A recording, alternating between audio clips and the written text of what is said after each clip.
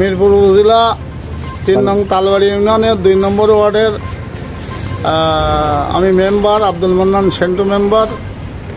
আমি সামনে ঈদুল আজহার সম্বন্ধে দুইটা কথা বলছি।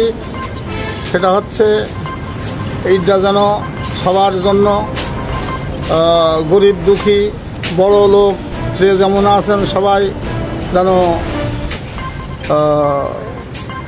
খুশি মনে ঈদটা পালন করতে পারে, এই দোয়া করি। আমিও যেন সবাইকে নিয়ে, আমার জনগণকে নিয়ে আমি যেন ঈদটা করতে পারি ভালো ভালো সবাইকে নিয়ে, এই কামনা করছি। দেশের সবার জন্য আমি দোয়া করি, সবাই ভালো থাক, সুস্থ থাক।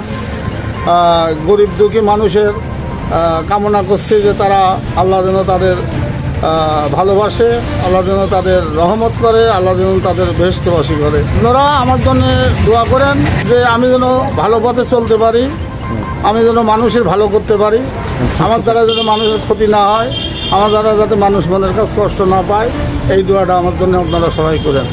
ঈদ মোবারক, ঈদ মোবারক, ঈদ মোবারক।